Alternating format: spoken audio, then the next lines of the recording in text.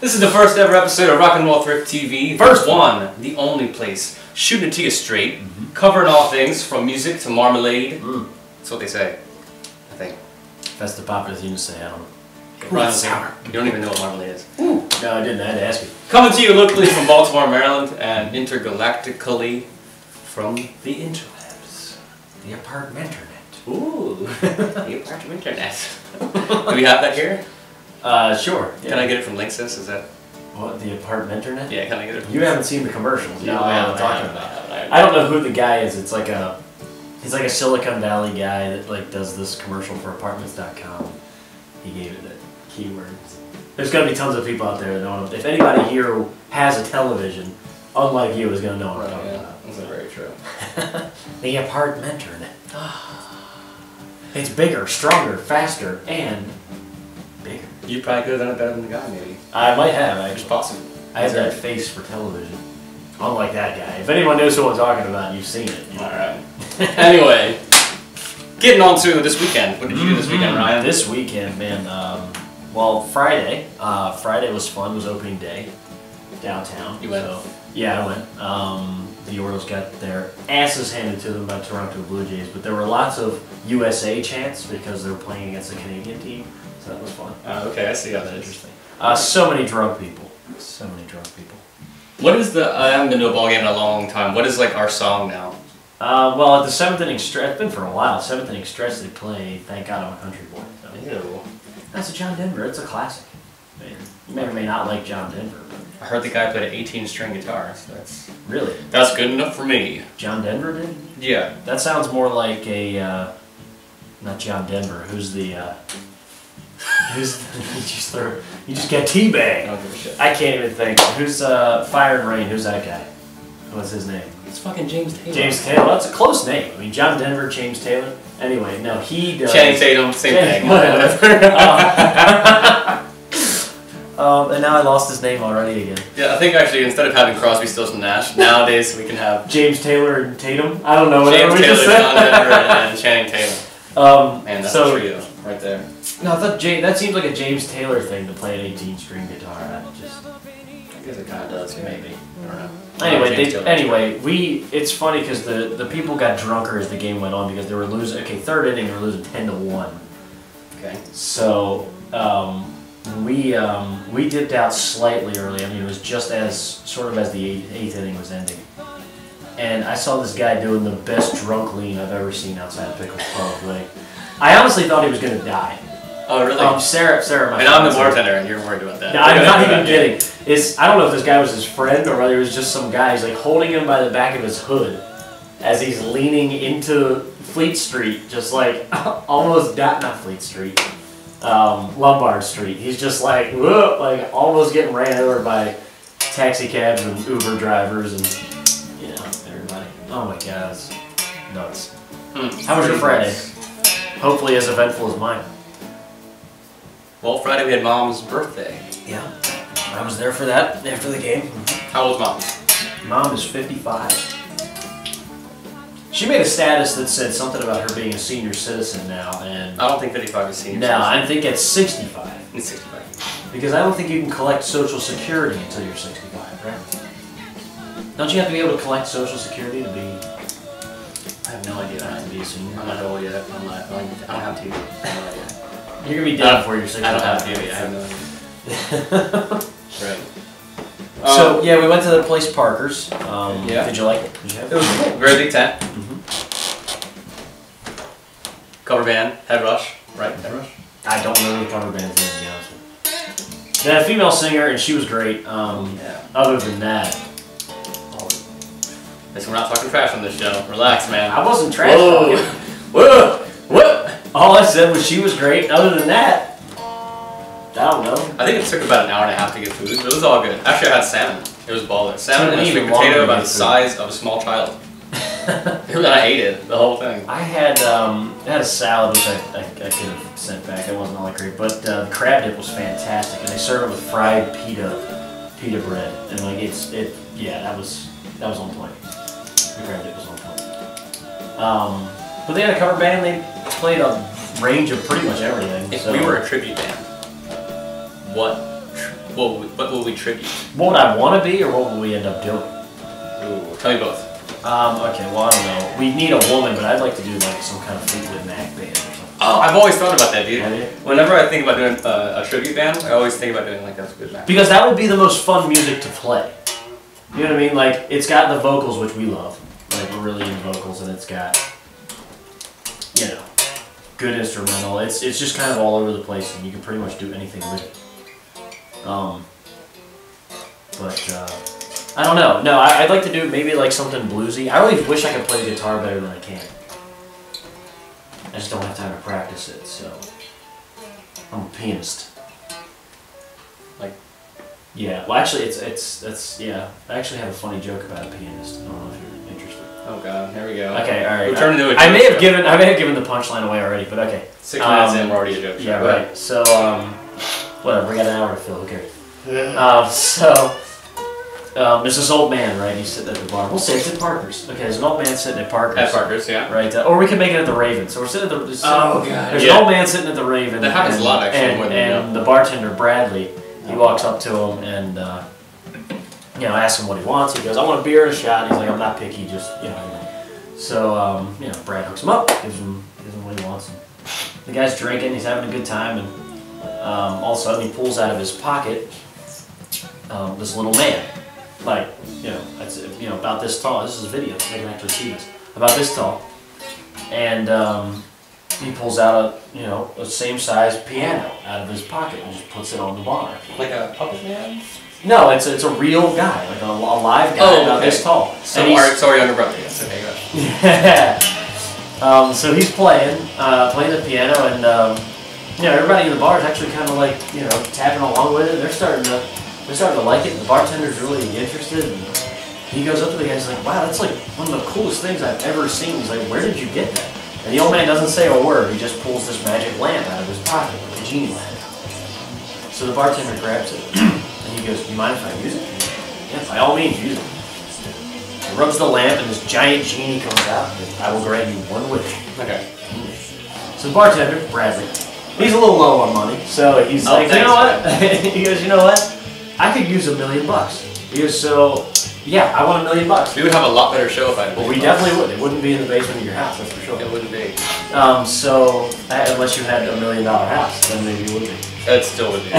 So, he, I digress. He, the genie, okay, claps his hands and goes back into the lamp, and the guy's thinking, "What's going on? I don't see $1 million, whatever." So all of a sudden, the doors fly open to the bar, and 1 million ducks fly into the bar, and they're just crowding up the entire place. And the bartender, Brad, is pissed off. And he goes over to this old man. He's like, "What the hell?" He's like, "I asked for $1 million, not 1 million ducks." And the old man goes, "You think I asked for a 10-inch penis?"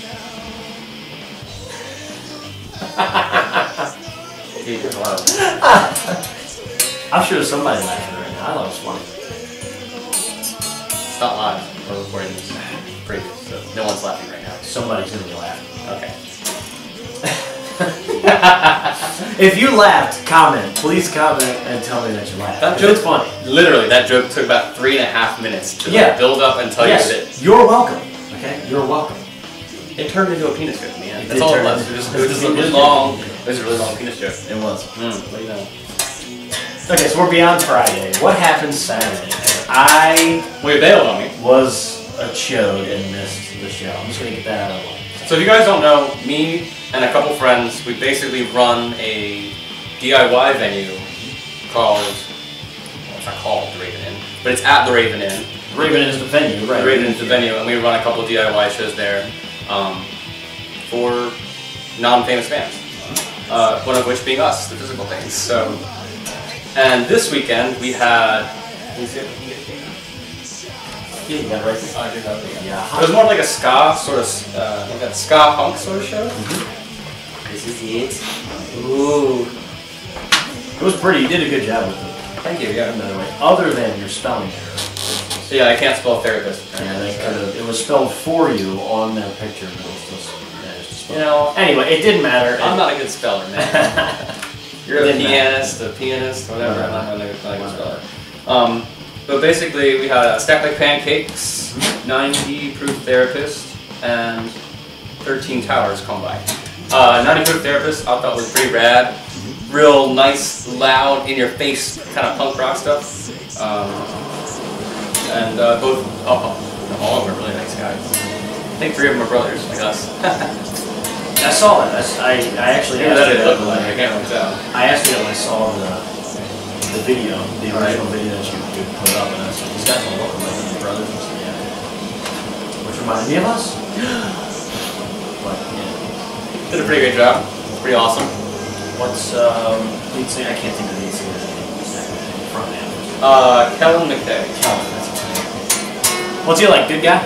Really sweet dude. Yeah. There's like actually, I took it out of the video, but there's a clip of me like recording the other band. Like before, I guess they're setting up for their set. Yeah. And you can hear him in the background. He comes up. He's like, "Hey, I have a question." And I'm like, "Okay." He's like, "Go ahead." I was like, "Shoot." He's like, "First thing, my name's Kellen." And like I can't even do it like the way he did it. Right. Like through the microphone or whatnot. But super nice guy. Pretty amazing. He actually just got his he got a lot of work done on his teeth, I guess. Got a lot of dentistry work done, and he still got up there and like you would never have could tell that he was probably in pain. You know what I mean? Yeah, probably.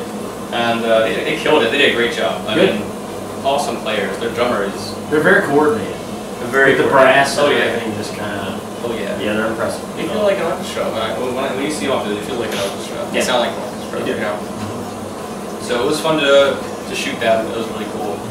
They have 2 trombones, right? There's 2 trombones, 1 trumpet, and then your own band set up.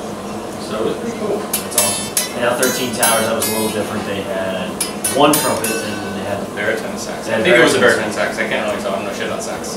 I don't either. I don't know nothing about sax. I would think a tenor sax was smaller. It sounded like a baritone sax. I don't know. That guy can play, so I have no idea. But he can rip it, dude. Those videos will be up, right? They are up. They're actually up right now. They're on Rock&Roll Thrift on Right, YouTube channel, so you can check all that shit out. On YouTube channel, and I guess they're on Facebook as well. Yes, they are. I was saying, I know they saw the Stacked Like Pancakes. Yeah, they're definitely on there. So if you get a chance to check them out, that's Stacked Like Pancakes, 13 Towers, and 90 Proof Therapist. And they are all on Facebook? They're all on our Facebook. Guys, give them a like. Give them some love. Yeah. Awesome. So that was Saturday. That was April 11th. Put on a great show. The Raven Inn, it's a fun little spot. Yeah. I mean, it's been work putting it all together. I think we're really coming together as far as, set things up and shut it down. Right. I mean, we didn't have as big as a turnout as I was expecting this Saturday. A couple past Saturdays that we've had over 100 people show up that morning.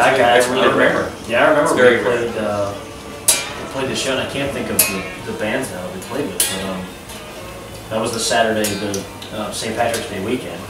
I mean, I get it. It's St. Patrick's Day weekend too. That has a lot. But regardless, people typically will have other places to go. You know what I mean? For St. Patty's Day weekend, it was packed. It was pretty packed. It was packed. It was shoulder to shoulder at some point, so it was. But it was fun. I was surprised how much room is actually there. Because when I went the first time and had lunch, when you were working, yeah, I had I didn't see that whole other room that's just got so much space. Oh, it's got so much space. Once you remove all the chairs and all the tables. Yeah. It hasn't actually, like, it used to be a dance floor. I think there used to be a dance floor there. I can just imagine, the Raven Inn's been there for how long now? Our grandfather used to go to Raven Inn. There was an ant on my nose. So. Nice, okay. By the way, I can just imagine right here down beneath my feet. Oh, yeah. I can imagine in the 70s the Raven Inn had like a disco ball right there. Probably. Right underneath there. Why would you ever get rid of it? I don't. No, you should have kept it. You gotta know everything eventually comes back. Any epic thing of its time eventually comes back. Of course. Yeah. Like fedoras. Definitely a big shout out to our friends who helped me and the rest of the guys put the show on. Sean. And the Raven Inn, Sean. Yeah. It's just been getting better and better as we go. Absolutely. So we have, apparently, I don't know what the date is, but actually I probably shouldn't say it. I'll announce that another time. We have a special event coming up. Okay. I'll let you know. I'm not sure if we're able to release it yet. Don't go primo. Alright, so what was your Sunday like? You finished the show. You came home really late. What'd you do on Sunday? Sunday, what the fuck did we do? Well, I had a great Sunday. If you want me to start. I did. No, fuck your Sunday. Right? No. We ended up watching Game of Thrones. You watched Game of Thrones. Yeah, and whoever doesn't know, Game of Thrones, like first 5 episodes of this season, has already been leaked. Has it really? Yeah, it has. Yeah. See, I didn't get into it. I still have not gotten into Game of Thrones.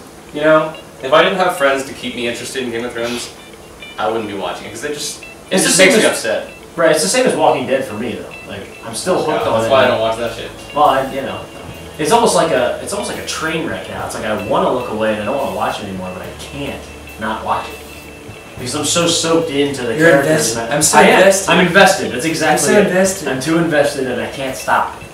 Here's how messed up it is for me at this point with Game of Thrones, is that I've just now, instead of liking the actual likable characters, I like all the messed up characters now at this point, because I know he's not going to kill them off until like forever.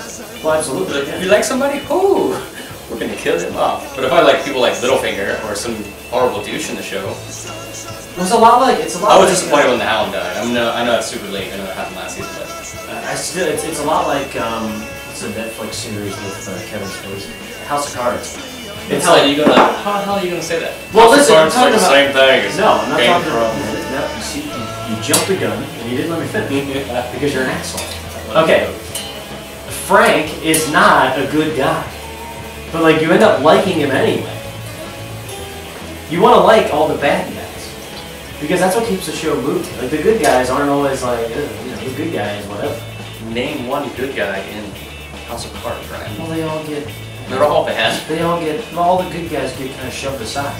Who was a good guy? Oh, the chick that worked at the newspaper, whatever. Okay, the chick that's running for the female presidency or whatever. Right. She was kind of a good guy. There's a good guy. Does anybody like her? Not really. No, not really. Do you? No. No, but you probably should like the good people from Game of Thrones. What I'm saying is, I like the bad people. I know they're not gonna die. All I know is I'm assuming Peter Dinklage is unkillable. I don't even know what his character's name is. But like, isn't he like the face? I mean, like if you kill him, don't they lose a lot of viewership? I mean, he's kind of a. I have no idea. I mean, like that guy will kill off anybody you like. I know he would, but like from a money standpoint, wouldn't that be a bad business choice if he kills off Peter Dinklage? I think it's interesting that so many people identify with that character. You know what I mean? Yeah, that is interesting. I just think it's funny that he was an elf. Yeah, he was an elf. He's Miles Speech. He was also in Death and a Funeral, I think. And I don't know. oh god, yeah. I just remember being an elf and he's got like. He plays this well, guy. His hair kind of looks like Elvis here. I don't know if you guys can see this. His hair kind of looked like that. Oh yeah. That's how you wish you could get your hair cut. Yours goes forward. There's way too much grease. Yeah, it's kind of. Back in the day when they used real grease. I don't know if I can handle that. But his hair kind of looked like that, and he had like this goatee, and like they show him walking in. Basically, the only thing they show when he's walking in that opening scene is like his legs down, and he doesn't look like a little person like he is. And then he goes into the boardroom, and you see him, he's like 4 feet tall. I just don't like any Will Ferrell movies at all. Why? I don't like any of his movies, and I don't like any Adam Sandler movies. Adam Sandler. They all make me cry. Adam Sandler. They all make me cry. Yeah, I cry at the end every time. Actually, I cried at the beginning. Because why am I watching an Adam Sandler movie? Did you ever see Rain Over Me? I know that's kind of an anomaly. Every time I tell somebody I hate Adam Sandler, is that what they bring up? Have you ever seen? It's that, Brad. I'm telling you, it's Don Cheadle, and they are phenomenal. Both of them are phenomenal in that movie. I'm probably going to get ripped a new asshole on YouTube for saying that that movie is fantastic, but it really is fantastic. Why? People don't like that movie? I don't know. It's just because it's two comedians doing serious stuff. And for some reason, people have a problem with funny people doing serious stuff. They had a real problem with the butterfly effect. People had a huge problem with the butterfly effect. What about when Jim Carrey did a... I'm telling you, you gotta... That movie is really good. Rain Over Me is really good. Alright, I'll check it out. You really should. I will check it out. But people have a problem with comedy people doing serious stuff. It's like Don Cheadle and... I have a problem with it, actually. It's well, I'm just kidding. I don't have a problem. Join the crowd, but like it's Don Cheadle and it's Adam Sandler doing a serious movie about a guy whose family dies in 9/11, and people have a problem with it. I thought it was great, personally. I got a little. When I get time, I'll check it out. Last night I watched Gravity. That was pretty cool. I have not seen Gravity, but I've heard great things. It's really, really good. Yeah. Okay, good. And it's funny because I'm not. I like George Clooney, but I'm not one of these people that thinks he's like one of the greatest actors ever. I'm really not. There's a really unknown film. I think it's called like The Professional or some kind of shit. Maybe it was just because Batman ruined it. Oh god. Oh my god. But that wasn't his fault. It wasn't his fault. It was his fault. He signed up for that shit. He signed up for it. I want to wear the bat suit with nipples. I want to wear the bat suit with nipples. You signed up for that. Bat suit with nipples, man. But no, I was just thinking. Obviously, it wasn't that bad of a career move. No, I mean, sure, made a ton of money. No, I'm not just talking about that. I'm just talking about it hasn't like destroyed his career. No, definitely. What the hell is Val Kilmer doing now? I don't know. He was Batman. Michael Keaton just came back. Just kind of came back. Kind of. Actually, I think Michael Keaton's Batman was probably one of the coolest. I think Christian Bale, honestly, I think he got bailed out by Heath Ledger. Because honestly, if Heath Ledger wasn't so great as the Joker, I don't think that movie would have caught fire like it did. Because honestly, that first movie is not really that even that popular. The first one that he did as Batman was not that great. Is that Batman Begins? I watched that one when I watched the Joker one. Really? The Dark Knight Rises? Well, you know me. I like the beginnings of things. I like to look at the backstory of everything. So episode 1's your favorite episode of Star Wars? Is that what you're trying to tell me? No, that's my rule. That's the one. That's my one. That's the one exception. Okay, got it. Because that was bad. That was really bad. We're not gonna. Whoa. All right, we're not gonna get into that. I say we do not have. We could spend a whole hour talking about that. But we were kids. We didn't know any better. We were kids when that came out. It was what, 99? I thought it was good. Episode 1, I thought it was great. And then all the video games came out, like the Pod Racer and everything. It was a good time. Yeah, it was a good time. We need like little like bubbles. I'll see if I can put it in After Effects. Maybe. Yeah. Little bubble plugs. I'll have some birds, people. Oh shit! To speak of birds, you know what? I've never actually had this happen before, but literally, I have bird poop on the handle of my driver's side of my car, so I had to touch bird poop. Did you park in Dundalk? No. Again, all the local people are gonna know what I'm talking about. Dundalk is like it's like a kind of suburban area outside of. See, some people think that Jersey is the armpit of the United States. It's Dundalk. It's not. Dundalk, Maryland. No, I'll tell you right now. If Jersey is the armpit, then Dundalk is what? The other armpit. The ass pit. Ooh. Quite literally. No, I love Dundalk. We went to school in Dundalk. We did. Yeah, we did. I met my fiance in Dundalk. Could have been that bad, right? Could have been that bad. But no, my Sunday. I think Bob Joe there. I never got to get into my Sunday, thanks to you, but and thanks to me telling jokes and crap. But on Sunday, I went to Ocean City and took engagement photos. That sounds cool. I like how the volume of the entire show went down, an entire drop, when you said engagement photos. Turned to a little phantom. Speak up. Sorry, engagement photos. But we had a great time. Our photographer Rick is like very talented. Like, Bradley and I are kind of just getting into like the whole photography and videography thing. We're super noobs. We're definitely noobs. I mean, the basic idea, the reason why we bought the cameras is to record bands and just kind of give value back to our friends and stuff like that. Absolutely. And give them obviously. something to showcase. And obviously do this. Yeah. Well, hey. But thank you, YouTube, for lessons on how to set a camera up and all that kind of stuff. But Rick is really good, and I want to shout out to Sarah's friend, the Brill. She did an awesome job too, helping us out, fixing Sarah's hair. But God, no, we made some really good shots. It was so cold. We got there for the sunrise. It was? It was freezing cold before the sun came up. It was great. Once the sun was up and on the boardwalk, it was great. It was Sunday. I can't remember if Sunday was cold enough. Yeah, we went to Ocean City for engagement photos and caught the sunrise. And it looked like that scene out of The Lion King, you know, where the sun's like rising. I don't know all the words. Yeah, that was it. I don't give up. That's how it is. It's funny how fast the sun rises, like when you see it coming up like off the water, and how slowly it moves once it's finally in the air. It's weird. You can watch it actually just like over a course of only like 5 or 10 minutes. It rises up over the horizon, and then I've never actually done it before. I spent a lot more time looking at the moon with Faye, so. Yeah. Well, the moon's pretty cool. Yeah. I mean, the sun's cool and all, but the moon's like way cool. It's like dark. It's like, I liked the moon before it was cool. Yeah, I like the moon before it was cool. Oh God. So, first thing I wanted to talk about, because it's kind of prevalent now, with you and I, was doing a DIY show and the difficulties there versus what the.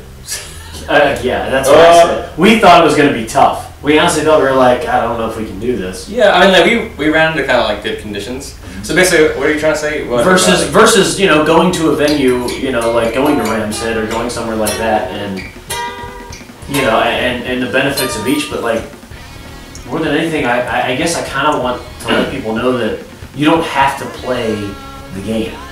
You know what I mean? You can play the game your own way, which is kind of what we love talking about lately. Is that like we can put on our own shows, you know, and no, they're not on these huge stages, but we're having a great time. It's cheap to get in. You don't have to spend $6 a beer or whatever, and park downtown and all that bullcrap. Right. To bring in good bands and good people who want to listen to music and have a good time. Right. I think what it all comes down to is like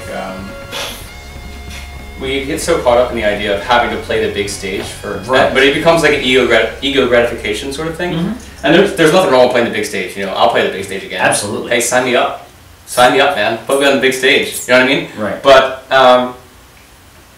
it's a really simple process between artist and audience. Or it should be a really simple process between audience and artist. It should be a really, really simple process. People that like your music, they listen to it. Mm-hmm. You have music, and you keep making it for the people that want to listen to it, and that's what makes them happy. So the best, whatever is the best way to cut out all the bullshit and make it just from point A to point B is good in my book. And that's the thing I love the most. Yeah. Out of being able to do these shows like at Raven and when we threw the one at Harvey's in Essex. Yeah. Is that we kind of had the wherewithal and the control to be able to make this whatever the hell we wanted it to be. Instead of, we go there, we do our sound check with some sound guy we've never met, who probably has not looked up our music. You know what I mean? Has no idea. Yeah, I get it. He has no idea how he wants us to sound, how we want to sound. You know what I'm saying? If we are, you know what I mean? If we're like, you know, if we're big and we go into a venue, people understand what you want to sound like. Right. And they can make it work with you. Well, that's what I'm saying. Like, chasing the big venue is not necessarily the best course of action for a local band, for a smaller band. I really think that, you know, you should just be worried more about playing in front of the big audience as opposed to playing at the big place that has like, oh, it's got a name. I can write it on my little resume, my little musical man resume. I mean, that's so kind of, I mean, it's good and bad. I guess there's different things to it, you know. And it's also not, I don't necessarily like having to like maybe go out and like chase someone to be your fan when they are just not going to be into your music. And a lot of these bigger venues, they'll book bands that like kind of just have nothing to do with each other. And you're going to try and play to this audience other than, you know, your friends who are out there. You're going to be playing to this audience who really isn't interested in what you're doing. But I feel like at these local venues like at Raven, we were able to bring in people who actually are engaged and care, like. Yeah. I mean, let's not get it twisted. There is a glass ceiling. Absolutely. I guess that's the right term to say glass ceiling. You know what I mean? There is kind of a glass ceiling. It's not going to get as big as.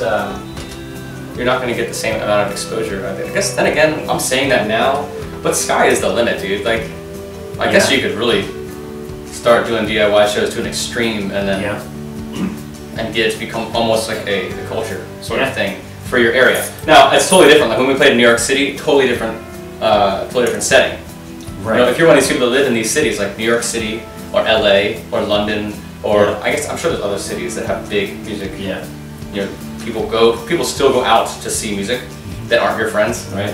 Or friends of friends or friends of those friends. Right. But if you're not living in one of these big cities, I think it's probably best to start a DIY show. It's so easy. It was so easy for us to start. Now, granted, we had you know, I work at the Raven, so it was super easy for me and Yeah, Sean. even so, we've thrown shows elsewhere where not as big as Raven Inn. I mean, I think we brought more people to Raven Inn than we ever have to bigger venues. No, we definitely did, but I think, I mean, Harvey's was still brought out, and that tiny little place we brought out like 50-some people. Right. Because it was free.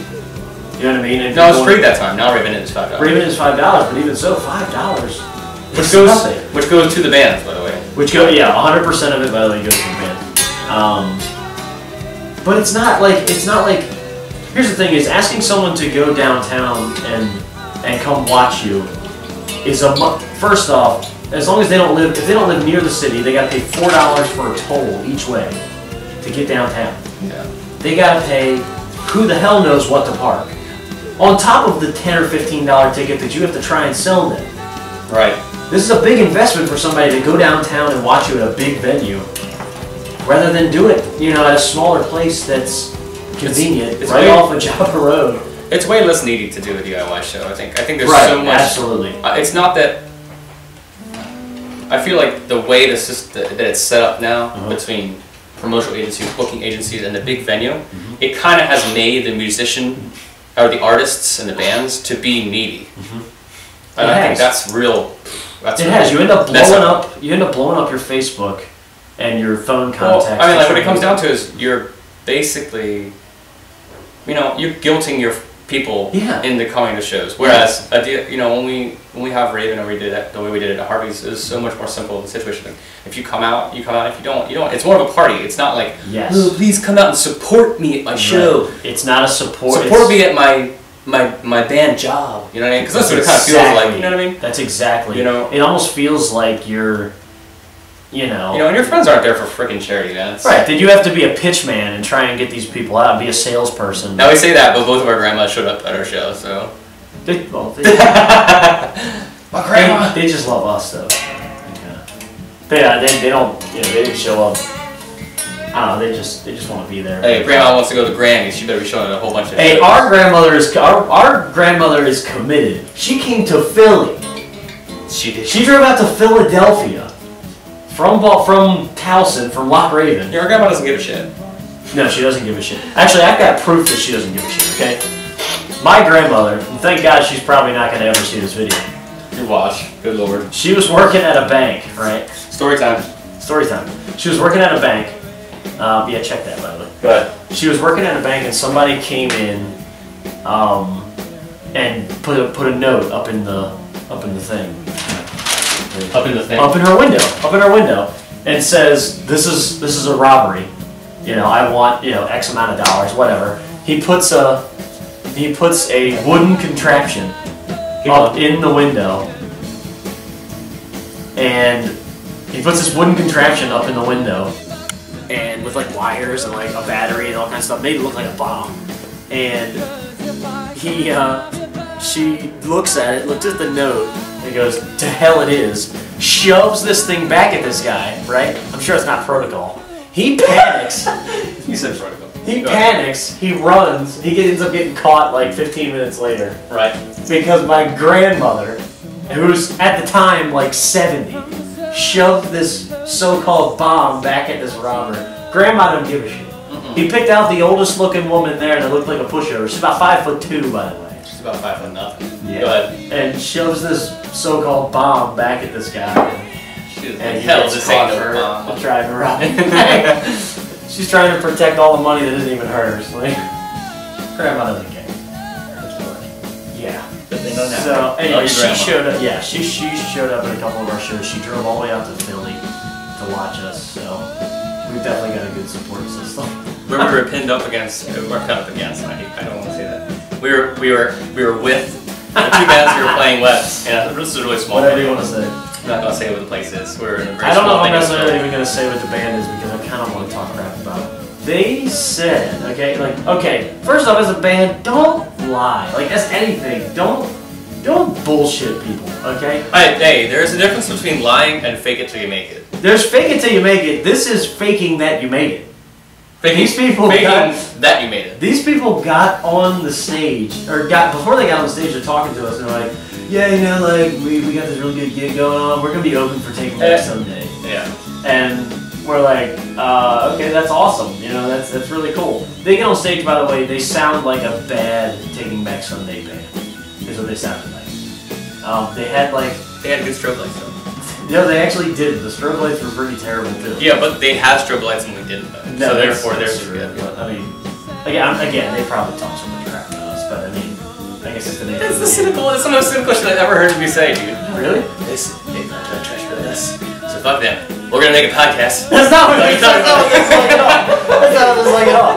No, but like we went on their Facebook after we were done. We were like, you know, let's check it out. You know, if this. We were in a very needy place at the time. Go ahead. But anyway, that was not true at all. They were not ever in any way, shape, or form covering or opening for Taking Back Sunday. If anything, they were covering Taking Back Sunday.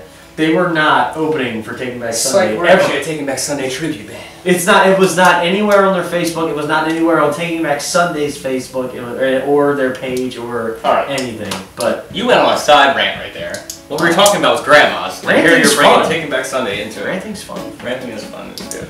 But we did come across a really fun friend that I've become pretty good Facebook friends with. On Facebook is Facebook friends with on Facebook. Oh really? On Facebook? Sarah Taimogo. If you remember the girl that sang, she could play the piano. She sang very well. She's got a lot of fun status updates. But anyway, she's got music out, so you guys should check her out. She's on Facebook, as I said. So. If you say Facebook, oh my goddamn time, I swear. She's on Facebook, so we're on Facebook, and you can Facebook. And Facebook. Yeah, the Facebook though. The Facebook. Yeah. Facebook. Mm-hmm. Yeah. Alright, now that you want to kill me. Anything else on that? Did you have another DIY thing? Like, is there anything while you were checking the cameras and stuff? No. Heisenberg? Apparently this hat is a Heisenberg now, it's not a fedora. I said it's still a fedora, it's just like a felt fedora. So felt turns it from a fedora into a fedora is not usually made of felt. It's like that. The other day, it's like that polyester type. You know what I mean? Like a. It was actually the trumpet player of the 13 Towers. He was like, "You're wearing a blank hat." I forgot what he called it. Was it Dapper? No. Did he describe it, or he said it's like? No, he knew the specific name of the hat, and I don't even know the specific name of the hat. Was it this hat? It was this hat. I don't own any other hats. Yeah, you do. Okay, yeah. You got a ton of hats. I'm prepping for the day that I'm bald. No, it's funny. It's funny today. I was going to rag on how you always wear a V-neck, which you weren't wearing one today. So Yeah. This is the one shirt that I wear that is not a V-neck. So I gotta leave it alone. Yeah. I don't even know what the hell that is. It's actually I think it's a tarot card. Oh, speaking of the moon. Speaking of the moon, bang, the moon, baby. We love the moon. We love the moon. No, you remember that whole time ago? Holy hell. Yeah, we just brought a bunch of 25 to 30-year-olds back. Yeah, to us. Oh, we know what's going on. Anyway, go ahead. But yeah, Please forgive the ums. This is our first show. So you mentioned 13 Towers, and how was it 13 Towers or was it the 13 Towers therapist that had the brothers? Was it 90 Proof? 90 Proof, I think, is bros. Yeah. It got me thinking of how they actually invited us to a show. Very good. Where? I think it's actually in like PA. Okay. It's like a big party show. See, PA's not far from me now, so. It's on a Sunday. I don't know. We'll see if we can make it out. Get to use might be able to make that happen. They have a lot of equipment that we can use, so we can shoot a lot of really cool videos. All right, cool. I don't know why I got more quiet right there. They have a GoPro. GoPro. I always wanted to shoot with that. Our drummer Mikey's like obsessed with the GoPro. He uses it. I say our drummer Mikey's our brother. Yeah. But he's our drummer. He's more our drummer and less our brother, I'd say. Yeah. He looks more like he's just our drummer and less like our brother. No, he just looks like a little troll. He does. I think he actually is like the changeling. You know how people put their babies in the woods and they get back to change? It's Mike. Yeah. The changeling. Yeah. Okay. Actually, I probably totally botched the story of changelings, but it's cool. So I wanted to touch on the idea of like playing with your brothers or playing with close friends rather okay, I like that. Playing with, you know, a bunch of maybe super talented people that you have nothing in common with. But your experiences. Why don't you talk firsthand? You're the front guy, so your firsthand experiences. Okay, my firsthand experience is that I always play with you guys. Right. I don't really play with anybody else. The reason that we set it up the way it is because I knew that I'm a douche when it comes to music, and I'm very not a douche. I know that I'm very specific when it comes to music. You're nodding my head. You're like, oh yeah, you're a douche. Yeah, that's true. Yeah. You're not a douche, but you can be a snob. I know I'm very specific about what I want when it comes to songwriting. Yes. And that's a good thing. I know that I can break your guys' balls. Yes. And I know that we'll be okay even if we kind of get mad at each other. Yes. Whereas I don't know that I would have the same situation with people that I'm not necessarily related to or have been friends with for years. Well, we've had that experience firsthand. We've had people come in and try and fill in and... It's been years. Oh yeah, but you know, we've had people come in and try and play guitar for us on a couple occasions, and they could not take the criticism. You know what I'm saying? I know you're trying to think of who I'm talking about, but we've had people come in and not be able to take the criticism, and if we Brad's a douche. Yeah, it ends up. Well, that's what it ends up coming down to is they say like, oh, well, you're just being a dick and you're not respecting my musical freedom, but like. Wow, we need to cut that out. Do we? No, not really. I say, do we really need to cut that out? Yikes. Go ahead. Anyway. He's not going to listen to this anyway, so who the hell cares? You say that. He ain't going. And even if he does, I hope he does. By the way, he's a very talented guitarist. I wanted to say that, but it just and didn't secondly, work. there's no harm anymore. Like no, not at all. No, not at all. Harm anymore. Again, but that's why I wanted to bring it up. Like yeah, I mean, I guess that happens because some people don't really fit with you. Right. Absolutely. That has nothing to do with being. I wouldn't say that has totally the same thing as having people that are your friends and family playing with you. Well, then again, I guess it kind of does because he's mega talented, but right. He's super talented, and all the talent in the world. It didn't fit musically, but that was more of a stylistic issue, I'd say. Right, but that's the thing is you can run across style issues as long as you can tell someone, hey, I need you to change this, and they don't get offended by that. It's huge. We can sit here and practice, and if Mike has a bad song, like we can look at it and be like, that sounded like shit. Yeah. And we can say that point blank. That sounded like crap. You were way off. And he might get a little bit offended by it, but he'll fix it. Mike gets offended by shit. Mike does get offended, but so do you. So do all of us. Sometimes, yeah. It's like we can be like, yeah, that's really bad. Well, you're still coming to practice the next time. You're still coming to rehearsal. Of course. We're still going to play the show. So, of course. I guess I get where you're coming from in that regard. But I think more than anything. You don't want to make a super group with like the most talented people in Maryland, Well, I mean, if you had, the most talented people in the area would be. They're probably like old ass people. They're probably all old ass men. Probably. They're trying to play, I don't know, Rob Skinner cover. I have Rob Beatty, Dennis Chambers. Yeah, who else would be it? Tom Waits. I don't know. Whatever old people play. I don't know. I'm not talking about. I'm talking about the players, man. The actual players. Oh no, I'm talking about what they cover. Tom Waits. I got Tom Waits in my band. I don't know. Whatever old people like now. I don't know. They're old people like now. Yeah. They're ever changing. Those old people. That's Grandma. That's Grandma. Grandma, what do you listen to? She listens to Rod Stewart. She does listen to Rod Stewart, but not rock Rod Stewart. She likes like now new jazz. No, she likes Rod Stewart covers all Rod of Stewart. That's exactly it. Rod Stewart goes Michael Bublé. That's exactly it. That is so perfect. That is so perfect. I actually drove her car one time and it just came on. She had Rod Stewart in her little 5-disc rotating thing. It was like a Rod Stewart, just like a bunch of jazz songs. It had to be you. It was that, just like. What? That's what hell is, actually. It's Rod Stewart singing "It Had to Be You." Like, otherwise, I love Rod Stewart. No, I really definitely get into Rod Stewart. I know someone who loves Rod Stewart, and his name is Herb. Herb. Herb sounds like Rod Stewart. That's what it is. He just looks nothing like Rod Stewart. What are you talking about? When he puts that wig on, man, and has that V-neck, looks just like Rod Stewart. Yeah, right. Kid. Herb is awesome. Herb is he's more than anything, he's a karaoke DJ. I'll tell you what. Who would your people in Maryland be? Yeah, sorry about that. That's okay. No, this sounds important. It's good. Second thing I need to do is check the cameras. And I'll dance a lot. Again, dude. We fucked up again. So I was in Sears in the mall near my house, and I'm looking at suit pants, and this woman is looking at the same thing, and I kind of decide I'm gonna do like this little like shift past or whatever, and we're doing this thing, we're dancing, we're going back and forth, and she I go, are we dancing? And she kind of laughed, And then she put her hand out, I think, to kind of scoot by me, and I grabbed her hand, and we did like this little twirl thing. I thought she put her hand out like she was trying to dance with me just to be funny. And I did like this twirl thing, and she totally went with it. And like spun out, and I was like, all right, see ya. And that was it. This reminds me of like some RSD shit. Like, next time, girl tries to walk past you, and she goes for that hand to get over, to like let you know she's trying to walk away. You grab that hand, you do that twirl, bam! It sort of reminded me more of like a socially awkward penguin. You know what I mean? The meme, the little socially awkward thing.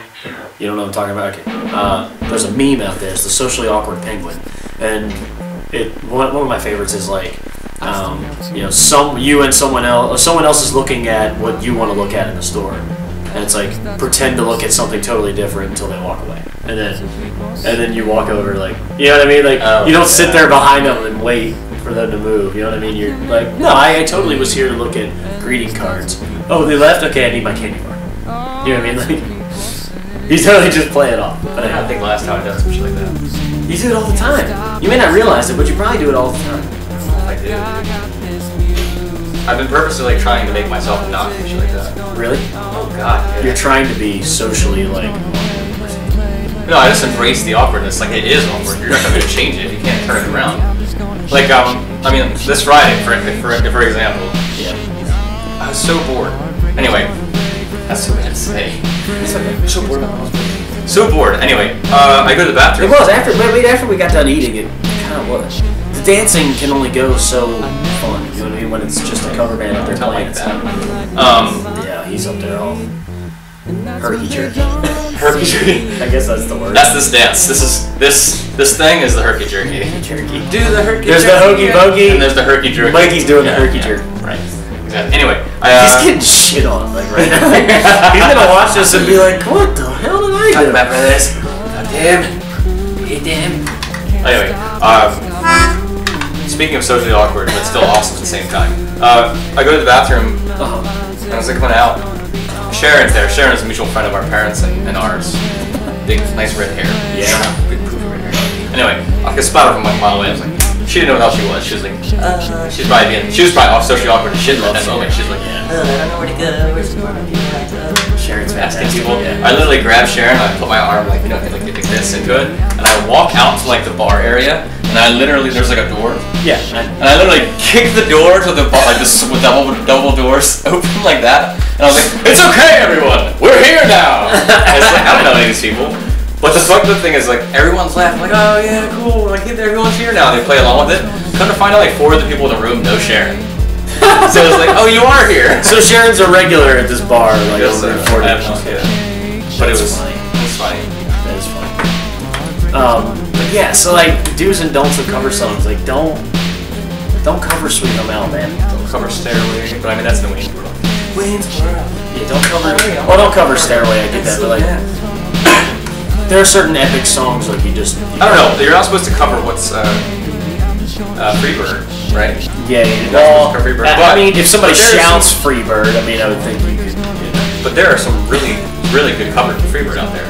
Really unique, totally different places. See, and that's where the other place I wanted to go with it is like, if you're not a cover band, if you're a cover band, you're supposed to be, you know, sort of at least kind of playing the song the way the originals did it. If you're a regular band, I kind of like being able to be creative with it and make that song your own. Yeah.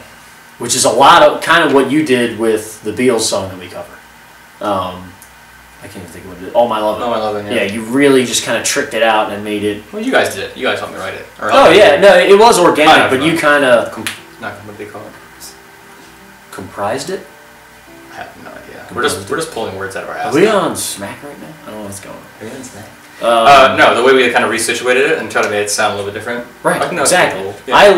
I can more appreciate a but band. I've heard mixed reviews of that. Some people are like, oh my god, I really like the way you guys changed it up and stuff. Oh yeah, no, I've also heard the same kind of feeling. I've also heard, what the fuck was that? But you have to be prepared for something like that. If you're going to change a song that's already popular, it's going to rub some people the wrong way. Yeah. I mean, that's just natural. It's going to happen. But I can more appreciate the artistry in someone taking a song that's already popular and making it their own rather than just doing it the way they did it. You know what I mean? You know, there's an extreme to this too. Oh yeah. Have you heard Sam Smith's Stay With Me by FKA Twigs? No. It's not a good look. No. No. Hey, you know, if you like FK Twigs, if you like that kind of shit, hey, you love it. It's all good, right? But that was just so different. It was so different to the extreme that It became hard to listen to. No, it's that not what you that. mean? It's unrecognizable at that point too. Oh, I see what you're saying. I see what you're saying. At least sort of somewhat stick to the same. But there's no rules. It doesn't matter. It's just what you like.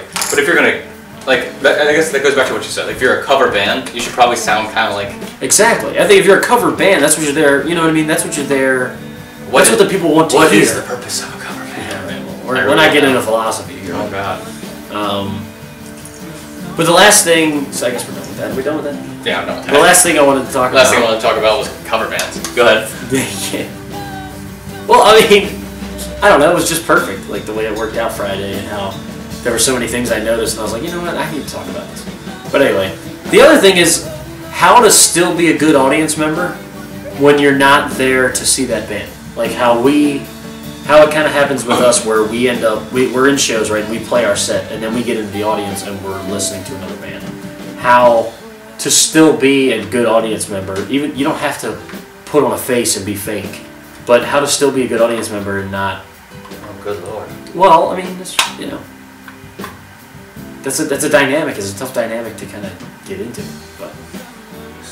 I don't know. Like, how do you handle yourself at shows? Because you always handle yourself really well at shows, even when we're with a band that we really don't like musically. How do you still stay engaged? Because you do it all the time.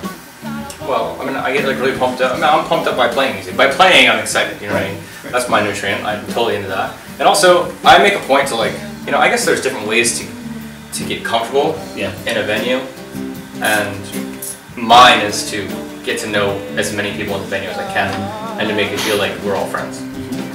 And you know me, I'm super duper extrovert, so I'll talk to anybody. I don't even go for handshakes. I go for hugs for sure. I give strangers hugs. I'm just like, well, I'm here. Same way as far as hug time, baby. I don't even know who the hell you are. I don't really give a shit. It's all good. You know, everybody here is all good. So, and I guess that's, you know, how I stay engaged. But as far as like listening to other bands' music and stuff like that, I'm not there to. I don't want to sound like a dick, but I'm not there to listen to music. I was already there. Exactly. I'm there to play. You know, I'm not going to be the everybody. And all right, this actually. I'm talking over myself, but what I'm trying to say is when bands want you to clap and want that call or return from their audience, I get to that point where it's like, I'm not here to be a fan, dude. I know, right. And that's like, the thing. I'm not going to make my audience do that kind of shit, you know what I mean? So, right, they've got their fans, we've got our fans, and we don't expect other bands to be all engaged, you know, that engaged where they're like in the front row. And to be real, I mean, like, it is for, like, when you perform, it's for the people, you know what I mean? Right. But it's also at the same time, it's also for you. It's just like, this train's running, and it's going to do its thing. Yes. Whether you like it or not. Yes. So, and I think that's how you kind of have to treat it. Yes, but it's something I know we're getting off topic, but no, we're on topic, and the other thing I don't like. I guess what I want to say was if you take too much a part of the audience's reaction, right, then you're kind of ruining your show. Like that's I true. said, train is running. This train's going to run, and you're not. You know, either you jump the hell on or you're not there. Yeah. The one thing I really don't like is, I'm okay. Like if you want to come up, you know, after a show and be like, man, that was awesome, or you know, whatever, or even if you come up and be like, you know, that really wasn't good. I don't know, whatever the hell you want to say to me. I really don't care. I don't like. I guess I want to say the critic or the coach. You know what I mean? Who's in a different band and wants to come up to you and be like, you know, hey, during this part, you should do it like. When have we had that? I've had quite a few people come up to me and be like, you know, don't sit up there and do this. Like that's so, you know, juvenile or that's so amateur. Or, whoa, really? Yeah. Again, I don't want to call anybody out for it, but like one time you were up there and the sound was not good and it was tough for you to hear, so you were kind of doing this thing. Oh, okay, yeah. And someone came up to you and said, hey, don't do this. That's so karaoke. That's so. And like, dude, you're not my coach. Like I get it. Like that's great and all, but why are you giving me tips on how to do on my show? You know, I mean, I didn't come up to you and, you know, say, I don't know. I mean, that goes into the whole thing of like, he who can't do or he or she who can't do teaches or whatever. Yeah, well, maybe. Kind of. I don't even know at that point. Yeah. Or like, oh, this needs to be turned up a lot more, man. Like, you gotta, like, blare. Thanks, bro. You want to pay me some money for being a manager? You know what I mean? Exactly. I never get people actually that do that for me. I don't know why I don't get that. I can't believe you got that. Oh, I've gotten a couple times. Yeah, quite a few times. And I've heard tons of people tell me the same thing. Like, they've had people come up to them and be like, hey, even if they're not in the other band. You understand what I'm saying? Like, even if it's like a sound guy, or if it's just an audience member, or whatever that's there, and be like, no, you guys got to do this. And be like, no, we don't, but thanks. Who are you? Show me your registration. Man. Yeah. Show me your card. That's whatever. I mean, I guess what you want to say is, take everything with a grain of salt, really. Take everything with a grain of salt, absolutely. Yeah. Definitely. But there's some nuance to that. I mean, sometimes you can't get your own perspective.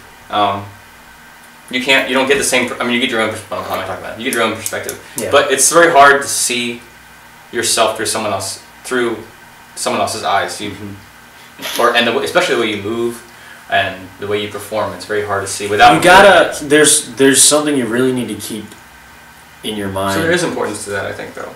I mean, it's just like art. It is art. So it's kind of. It's just like art. No way, really. I'm not trying to be deep. I'm trying to because. You're not going to tell, a painter, this is not, you can say this is good or this is bad or I enjoy it or I don't. That's what it's there for. It's there to be interpreted. It's not there for you to alter it. You understand what I'm saying? It is what it is. Crazy right now. I'm being called by Sarah. I guess there was a similar conversation I was having with friends earlier that was had a lot to do with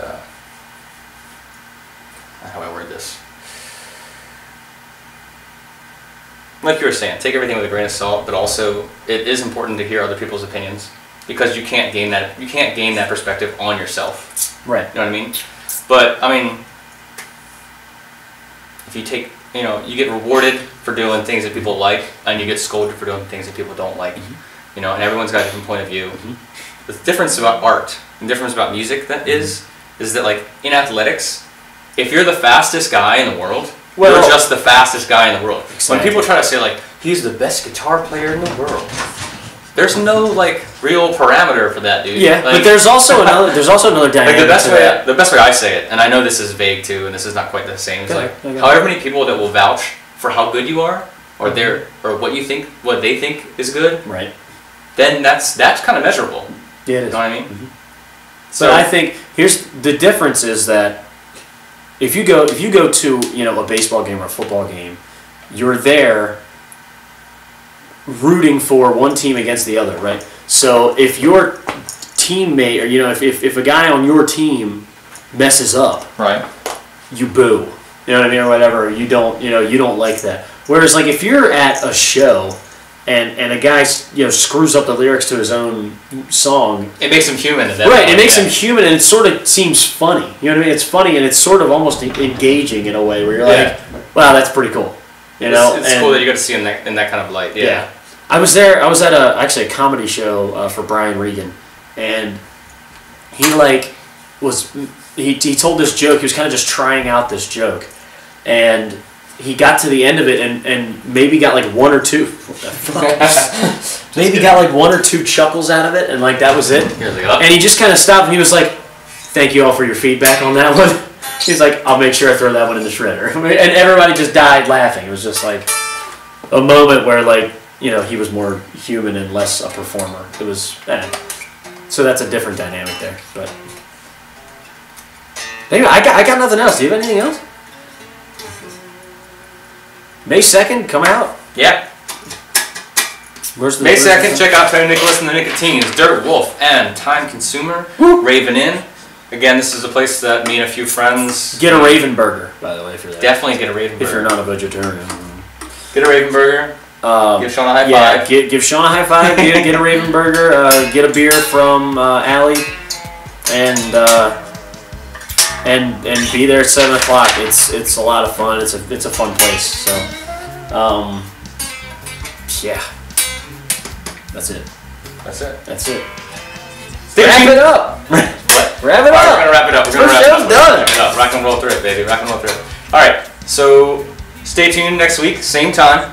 Same time next week. Same time next week. Will be our second episode ever of Rock&Roll Thrift. We're trying to complete this every week, do one.